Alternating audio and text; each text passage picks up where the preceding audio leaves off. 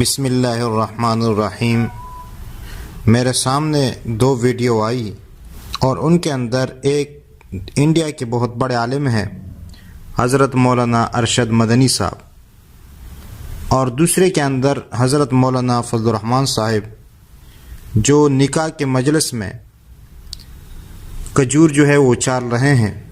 تو اس پر دو قسم کے لوگ تبصرہ کر رہے ہیں۔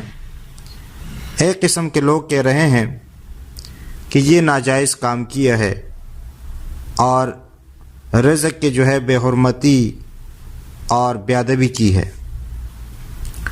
دوسرے قسم کے لوگ کہہ رہے ہیں کہ یہ ایک سنت عمل ہے۔ اب اصل بات کیا ہے؟ اس طرح طریقہ رسول اللہ صلی اللہ علیہ وسلم سے مذکور ہے،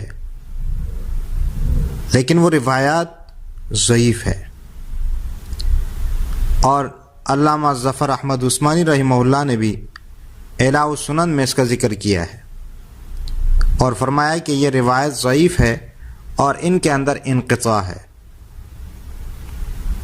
تو ہم یہ کہیں گے کہ ان روایت کے ضعف کی وجہ سے ہم اس کو سنت نہیں کہیں گے، اور روایت کی وجود کی وجہ سے ہم اس کام کو ناجائز بھی نہیں کہیں گے۔ یہ ایک جائز کام ہے، ایک مباح کام ہے، لیکن اگر مسجد میں ہو اور مسجد کا ماحول اور مسجد کی بے ادبی اس سے ہو رہی ہو تو پھر وہاں پر بہتر یہ ہے کہ اس کو اچالا نہ جائے اور ویسے دیا جائے۔ لیکن یہاں پر ہم دیکھتے ہیں کہ یہ کوئی مسجد تو نہیں ہے، کوئی کمرہ ہے، کوئی ہال ہے، وہیں پر یہ جو کھجور ہے یہ تقسیم ہو رہے ہیں۔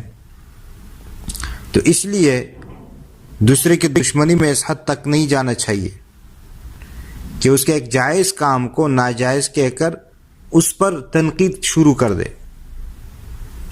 یہ کوئی ناجائز کام نہیں ہے، جائز کام ہے۔ ہم اپنی زندگی کے اندر دیکھیں، ہماری زندگی میں گناہ ہے، ہم اس پر غور کریں۔ یہ نہ ہو کہ دوسرے کے عیوب تلاش کرے اور اس کو اچھالے اور لوگوں کے سامنے ظاہر کرے۔ اس چیز سے اپنے آپ کو بچانا چاہیے، اور اس پر تقی عثمانی صاحب کی زبانی سنیں کہ وہ کیا فرما رہے ہیں، اور اللہ تعالیٰ سے دعا کرتے ہیں کہ اللہ تعالیٰ ہمیں دین اسلام سمجھنے اور دین اسلام پر عمل کرنے کی توفیق عطا فرمائے، اور اللہ تعالیٰ ہم سب کا حامی و ناصر ہو۔ آمین ثم آمین یا رب العالمین۔